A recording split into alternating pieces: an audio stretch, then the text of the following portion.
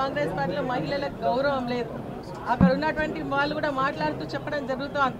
ఈ రోజు మమ్మల్ని నిండా సీతక్క గారు మాట్లాడుతూ ఉన్నారు. ఆ రోజు మరి మీరు ఈ పార్టీలో ఉండి మోసం చేసిండ్రు కదా, ఈ రోజు మీరే పార్టీ నుంచి వచ్చిందని చెప్పేసి మేము కూడా అడుగుతా ఉన్నాం. మరి ఈ రోజు మీరు ఆ విధంగా మాట్లాడొచ్చా అని చెప్పేసి అడుగుతా ఉన్నాం.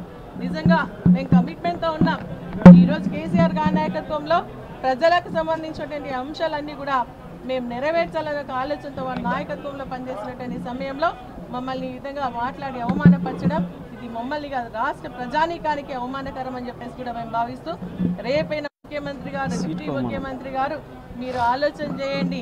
మీరు మాట్లాడేటువంటి మాటలు మహిళలు ఏ విధంగా గాయపరుస్తున్నాయో మీరు ఆలోచన చేయండి.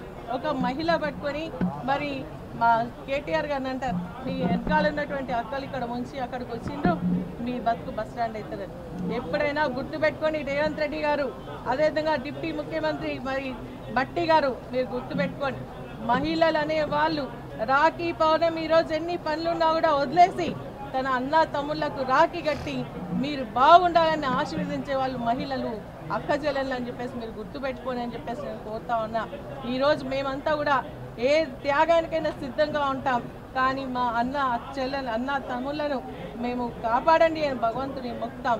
ఈరోజు నిజంగా మేము కేటీఆర్ గారు కానీ కేసీఆర్ గారు కానీ ఆశీర్వాదం ఉండాలి అని భగవంతుని కోరుకుంటున్నామే తప్ప ఈ విధంగా మీరు అవమానపరచడం మంచి పద్ధతి కాదు. ఇప్పటికైనా చేసిన తప్పును మీరు ఆలోచన చేసుకొని క్షమాపణ చెప్పాలని మేము డిమాండ్ చేస్తాం. బాధతో మాట్లాడుతున్నాం, ఆవేదనతో మాట్లాడుతున్నాం.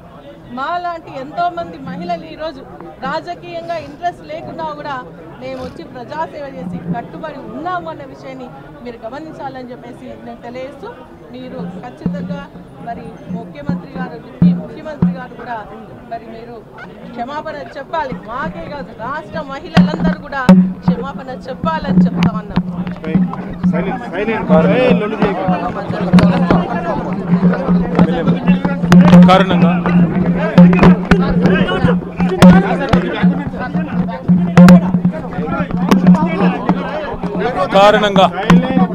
అకారణంగా అసభ్యంగా చాలా హీనాతిహీనమైన ప్రవర్తనతో ఈరోజు ముఖ్యమంత్రి రేవంత్ రెడ్డి గారు మా ఆడబిడ్డలిద్దరిని నా పాటికి నేను పెద్దగా విమర్శ చేయకుండా వారిని సంబోధిస్తూ ప్రభుత్వానికి సూచనలు ఇస్తూ మాట్లాడుతుంటే మా అక్కలు కూడా కనీసం డిస్టర్బెన్స్ కానీ కనీసం ఒక కామెంట్ కూడా చేయలేదు.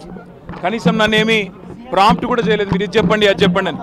అట్లాంటిది ఈరోజు అకారణంగా ఎందుకు నోరు బారేసుకున్నాడో తెలియదు కానీ చాలా అసభ్యంగా హీనాతిహీనంగా ఏ నాయకుడు కాదు ఏ మనిషి కూడా మాట్లాడనంత అసభ్యంగా